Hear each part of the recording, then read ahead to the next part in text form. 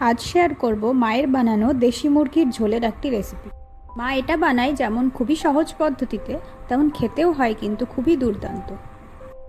এর জন্য প্রথমেই মাংসকে খুব ভালো করে ধুয়ে নিয়ে তার মধ্যে লবণ, হলুদ, কুচনো পেঁয়াজ এবং আগে থেকে ফেটিয়ে রাখা টক দই, আদা, রসুন, লঙ্কা ও টমেটোর পেস্ট দিয়ে খুব ভালোভাবে মিশিয়ে নিয়ে 20 মিনিটের জন্য ম্যারিনেট করে রাখতে হবে।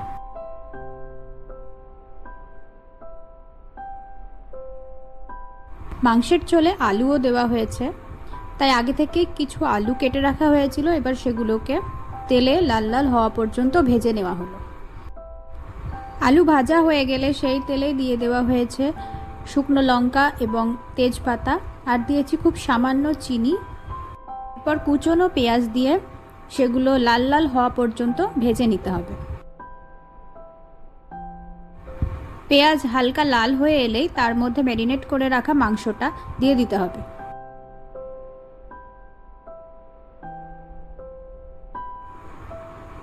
মাংসটা সব কিছুর সঙ্গে খুব ভালোভাবে মিশিয়ে নিয়ে বেশ খানিকক্ষণ ঢাকা দিয়ে কষতে হবে।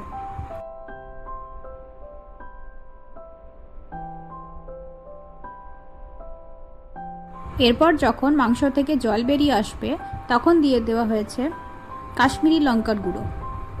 তে রঙটা খুব সুন্দর হবে। তারপর আবার সব কিছু একসাথে ভালোভাবে মিশিয়ে নিয়ে এর মধ্যে দিয়ে দেওয়া হয়েছে ভেজে রাখা আলুগুলো।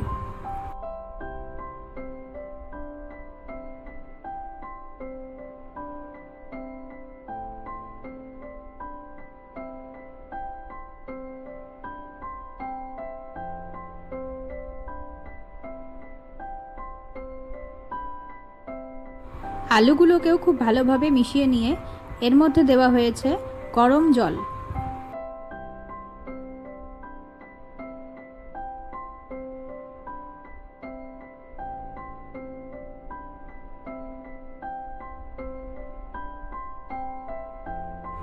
আর তারপর দেওয়া হয়েছে বেশ খানিকটা গরম মশলার গুঁড়ো। তারপর সব কিছু খুব ভালোভাবে মিশিয়ে দিয়ে ঢাকা দিয়ে দেওয়া হয়েছে।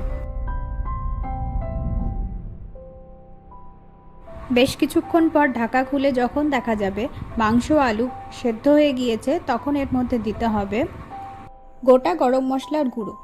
এটি বানানোর জন্য এলাচ, লবঙ্গ ও দারচিনি এবং গোলমরিচকে শুকনো কড়াইয়ে নেড়েচেড়ে গুঁড়ো করে নেওয়া হয়েছে, সেটা এখানে দিয়ে দেওয়া হলো।